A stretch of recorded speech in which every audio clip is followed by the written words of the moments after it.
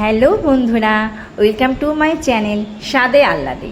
আজকে আপনাদের জন্য আরেকটি নতুন ও ভিন্ন স্বাদের রেসিপি নিয়ে চলে এসেছি।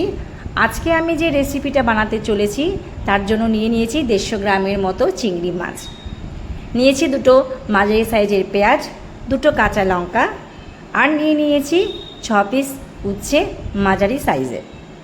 মাছগুলো আমি প্রথমে ভালো করে বেছে ধুয়ে নিয়েছি। এবার এতে নুন হলুদ মেখে নেব। আমার ভিডিওগুলো আপনাদের যদি ভালো লেগে থাকে তাহলে লাইক, শেয়ার ও চ্যানেলটিকে সাবস্ক্রাইব করে পাশে থাকবেন। তাতে আমি আরও নতুন নতুন রেসিপি আপনাদের সামনে তুলে ধরার অনুপ্রেরণা পাব। মাছে নুন হলুদ দেওয়া হয়ে গেছে, এবার মাছগুলো মেখে নেব।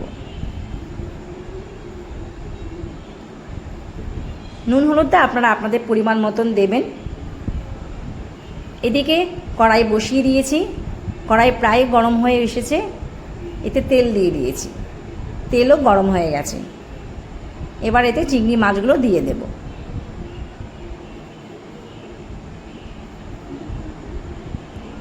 মাছগুলো ভাজা হতে হতে পেঁয়াজগুলো কেটে নেব। পেঁয়াজ কাটা কমপ্লিট। এদিকে দেখুন মাছ ভাজাও প্রায় কমপ্লিট। হালকা একটু নেড়ে চেড়ে মাছগুলো এবার নামিয়ে নেব। মাছগুলো কিন্তু এরকম লাল লাল করে ভেজে নেবেন। মাছগুলো নামিয়ে নিয়েছি। এবার এই মাছ ভাজা তেলের মধ্যেই কালো জিরে ফোড়ন দিয়ে দেব। কালো জিরেটা হালকা একটু ভেজে নেব। আপনারা এই রেসিপিটা বাড়িতে অবশ্যই একবার ট্রাই করে দেখবেন, আশা করি খুব ভালো লাগবে। স্পেশালি যারা উচ্ছে খেতে চান না তারা অবশ্যই একবার ট্রাই করে দেখবেন, খুব ভালো লাগবে। কালো জিরেগুলো ভাজা ভাজা হয়ে গেছে। এবার এতে পেঁয়াজ ঝিরিঝিরি করে কেটে রেখেছিলাম সেটা দিয়ে দিচ্ছি। পেঁয়াজটাকে হালকা একটু নাড়িয়ে চাড়িয়ে নেব।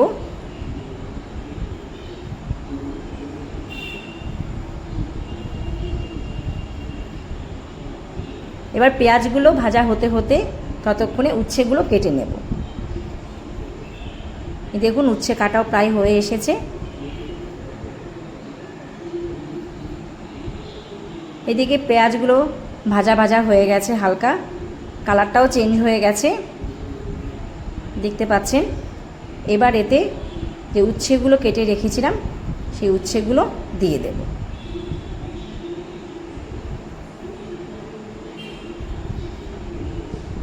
দিয়ে এবার এতে নুন হলুদ দিয়ে দিচ্ছি।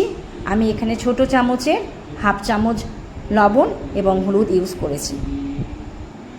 দুটো কাঁচা লঙ্কা চিড়ে দিয়ে দেব।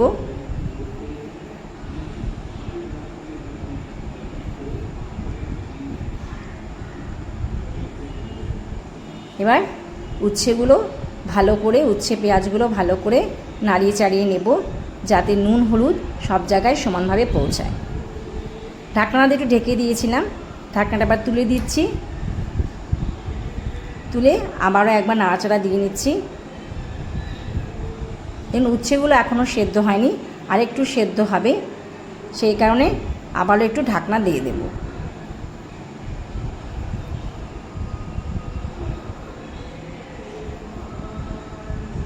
আর একবার ঢাকনাটা দিয়ে দিচ্ছি। 2 থেকে 3 মিনিট পরে ঢাকনাটা তুলে নিচ্ছি। নিয়ে এবার ভালো করে নাড়িয়ে চাড়িয়ে নেব।